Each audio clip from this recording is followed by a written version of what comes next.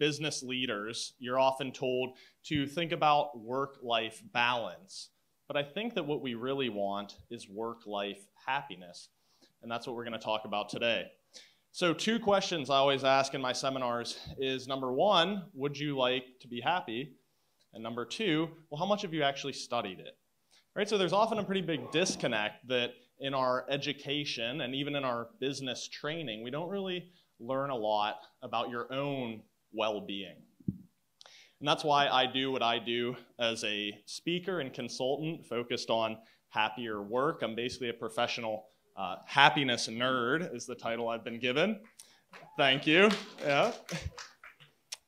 And in the next 4 minutes or so, I want to give you 2 hows for work-life happiness that you can take back to your people and your organization that don't have to do with time management. So let's talk about why this is so important. So there's a consensus now in positive psychology that, to quote a popular book, happier people are more creative, more engaged, and more successful. And there's actually a study of college freshmen that the number 1 thing that predicted future success was not parent income, it was not family education level, and it was not IQ, it was actually happiness. What's going on here? Well, happier companies also perform better. So in this study, you see that the Thrive XM, top 100 companies with the highest employee well-being, outperform their peers in the Fortune 500 in both margin and return on equity.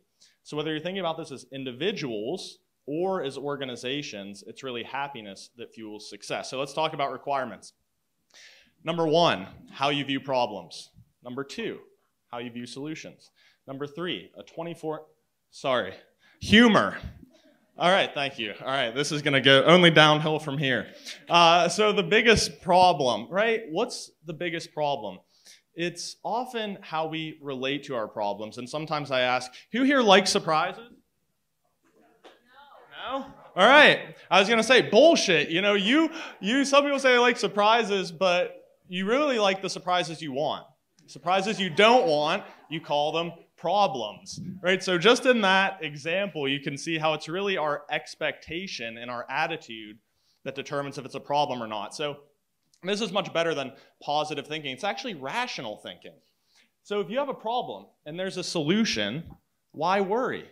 If you have a problem and there's no solution, there's nothing you can do. So why worry? And you can get this built into a software from me for $10,000 as a consultant. But it's really about reframing. And this is what cognitive behavioral therapy teaches people to do. Reframing your problems. So now that we've talked about problems, let's talk about solutions. And when I talk about solutions, I'm really talking big, big picture. What am I solving for? So the problem with successful people like everyone in this room is often that happiness becomes an and then. Right, so I got to get the promotion, I got to get the job, I got to get more salary, and then I'll be happy. And often I find when I ask myself, what am I really solving for? What am I optimizing for? What am I living for?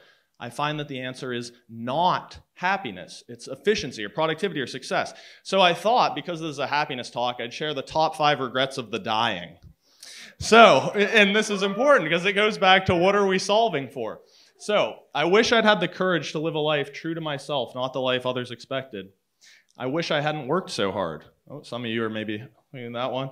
I wish I had the courage to express my feelings. I wish I'd stay in touch with friends. I wish I'd let myself be happier. So why do I share that? It goes back to solutions.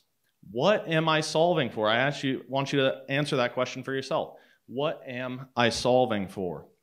So, to review our requirements, change how you view problems. Why worry?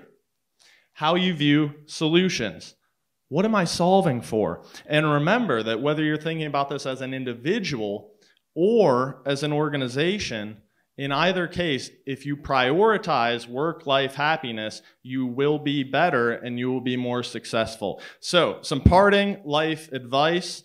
Happiness is really all about relationships. So, number 1, find a partner who makes you smile. Number 2, find a partner who really listens to you. Number 3, find a partner who's great in bed. And finally, make sure these 3 people don't find out about each other. And remember, a sense of humor is required. Thank you, and I wish you all work-life happiness.